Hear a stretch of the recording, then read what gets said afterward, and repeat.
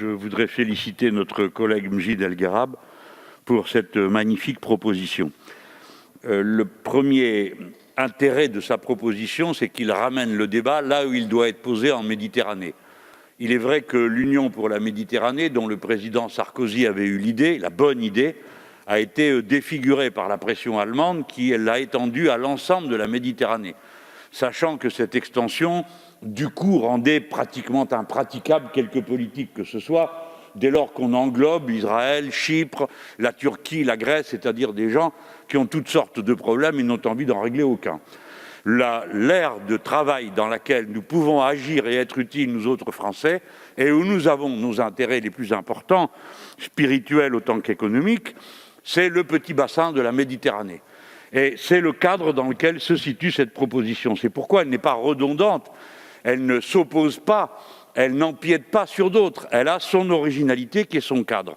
Et vous avez raison, Monsieur El Ghérab, de dire que la question se pose quasi immédiatement par référence à ce qu'était le cadre 5+4 de la présence de la Mauritanie dans cet ensemble où elle a une place naturelle, si l'on peut dire.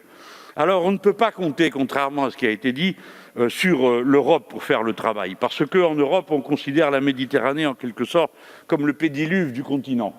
Et il suffit de regarder la carte pour s'en faire une idée.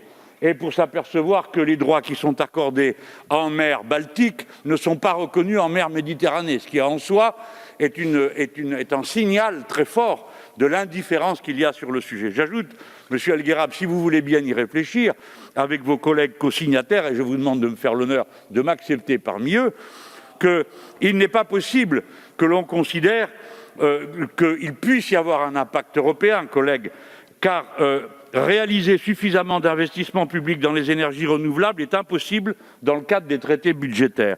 Reconstituer des entreprises publiques de l'énergie est incompatible avec les directives sur la libéralisation du marché de l'énergie.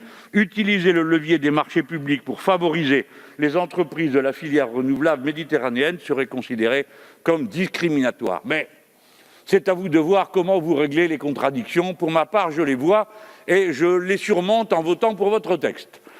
Je crois qu'il est utile. Pour moi, il viendra compléter le programme que je compte présenter à l'élection présidentielle, l'avenir en commun, car le point 51 actuel prévoit déjà unir le petit bassin méditerranéen autour d'objectifs communs de progrès, en réunissant la France, l'Italie, l'Espagne, le Portugal, la Grèce, l'Algérie, le Maroc, la Tunisie, la Libye et la Mauritanie. Vous avez, à juste titre, fait apercevoir à nos collègues le drame qui pourrait se nouer si nous n'intervenons pas. La mer Méditerranée n'est reliée à l'océan mondial que par un détroit de 14 km entre Tanger et Gibraltar. Et la mer Méditerranée s'évapore plus vite que tous les autres étendues d'eau de la planète. Et pour chaque point, pour chaque degré pris en plus, il y a 7% d'évaporation supplémentaire, c'est-à-dire des catastrophes climatiques terribles et une perte de la rentabilité des sols et des cultures céréalières et vivrières. Dès lors, la question de l'énergie, vous avez raison, est essentielle. C'est parce que nous accéderions à beaucoup d'énergie que nous pourrons traiter les immenses chantiers qu'il va falloir traiter. Celui de l'épuration des eaux usées, celui de la liquidation du plastique dans la mer Méditerranée, car à la cadence actuelle, il y aura plus de plastique que de poissons en Méditerranée d'ici à 50 ans, mais également le reboisement des abords de la Méditerranée, car c'est le déboisement qui, historiquement, sur un cycle quasi millénaire, a provoqué la situation de dessèchement qui s'observe sur beaucoup des pays du littoral.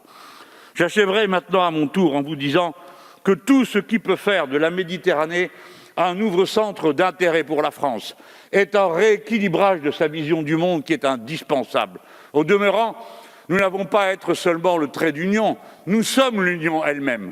Je rappelle à mes collègues qu'il y a parmi nous, sur nos bancs et dans nos rangs, 2 millions de binationaux franco-algériens, 3,5 millions si l'on passe à la deuxième génération, 800 000 franco-tunisiens, 700 000 franco-marocains.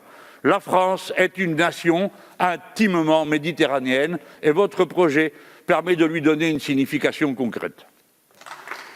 Merci, Monsieur Mélenchon.